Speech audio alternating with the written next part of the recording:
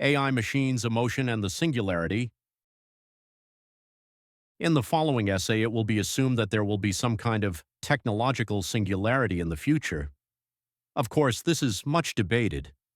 However, that debate won't matter too much within the following context of the relevance of emotions when it comes to AI machines and a possible singularity. Ultra-intelligent and docile machines. The singularity is the proposed point in time at which machines become more intelligent than humans. According to many people, the true significance of the singularity was captured by the British mathematician Irving John Good way back in 1965. He wrote, "The first ultra-intelligent machine is the last invention that man need ever make."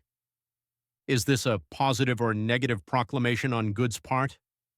It depends on your values and beliefs. Does it follow that even if we were to create ultra-intelligent machines, that man need never invent anything again? Not really. Of course, Jack Good might well have meant that men need not invent anything after this event. However, even this isn't clear because it depends on what Good believed were the concrete consequences of the existence of ultra-intelligent machines. After all, one positive consequence may be that despite the designation ultra-intelligent, such machines still, as it were, feel the need to work with human beings. A negative consequence may be that machines actually stop human beings from inventing anything. In any case, I purposely left out the final clause from the Good quotation above.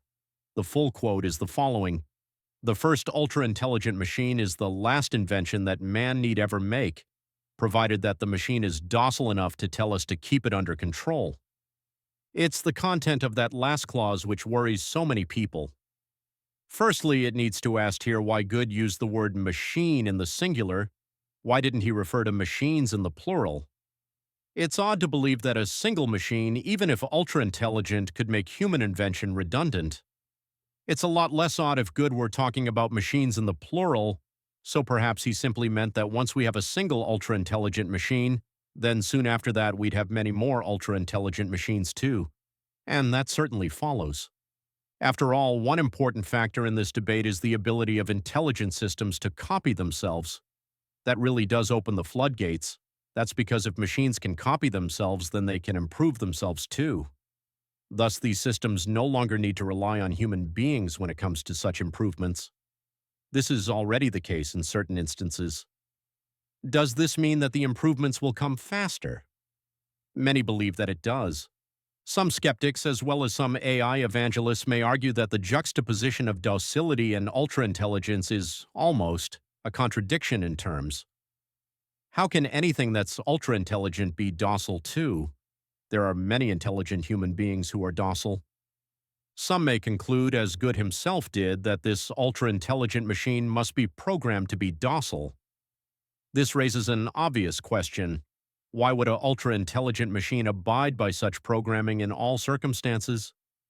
It can be supposed that ultimately this is a technical question. It's certainly a hard question to answer. Intelligence. One small problem here is that firstly we need to define the word intelligence. That said, however we define that word, the possibility of the singularity is still with us. It can be supposed that if emotional intelligence is part of the package of intelligence, then there may be problems. Yet I doubt that would make much of an impact on the singularity either.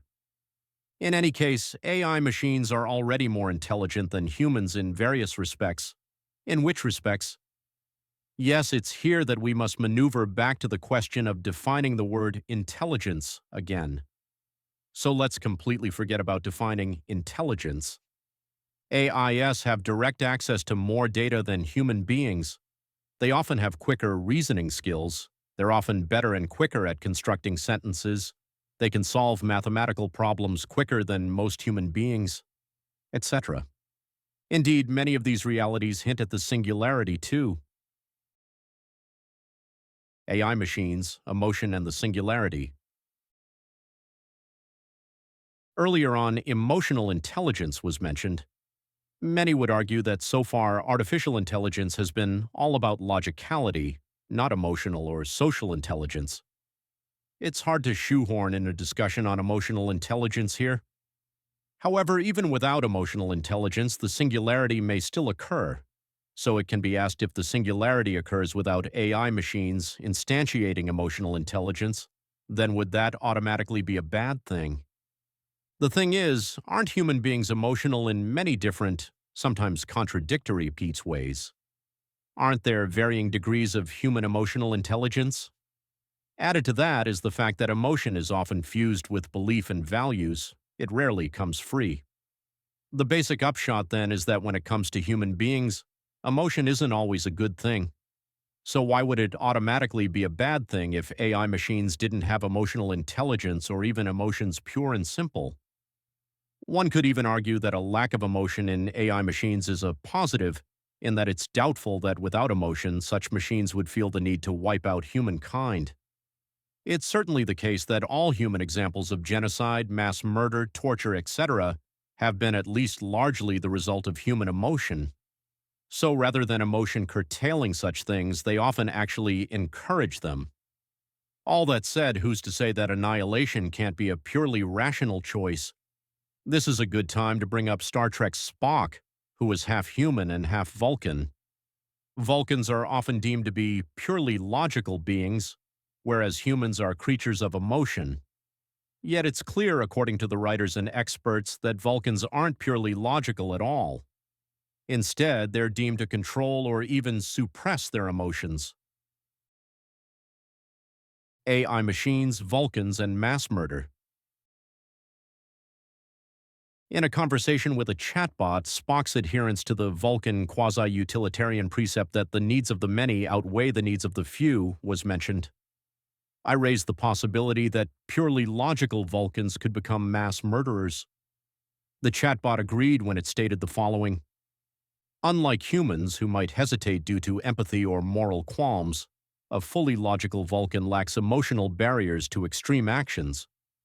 If mass murder aligns with their calculated optimal outcome, for example, preventing a war or resource depletion, they could pursue it without guilt. There is some agreement with this position on utilitarianism and mass murder. For example, Lori Calhoun, in her article, Killing, Letting Die and the Alleged Necessity of Military Intervention, wrote, consistent utilitarians are ready and willing even to kill innocent people if necessary. If more people will die if one does nothing than if one goes to war, then, in this view, one is morally obliged to go to war. To state what should be obvious, moral qualms and even empathy haven't necessarily got in the way of extreme actions when it comes to human beings. Indeed, moral qualms can actually lead to extreme actions. As for human empathy, isn't it often very selective? Thus, perhaps the limitations placed on AI machines and Vulcans by logic and rationality are stronger than the limitations placed on human beings by their moral qualms and empathy. As for Vulcans or AI machines logically concluding that exterminating a hostile species is preferable to prolonged conflict, then how many times in human history have emotional human beings exterminated hostile forces, cultures, and communities on the pretext that the alternatives to doing so were even worse? Although in these cases utilitarianism was never mentioned, there was still a kind of utilitarian logic that at least partially underlined such exterminations.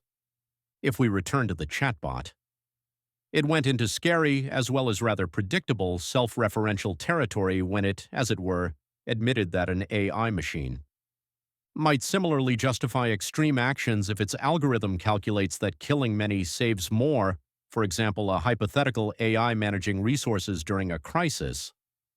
Again, the obvious point here is that human rationality, logic, and emotion have led to mass murder and many other extreme actions too.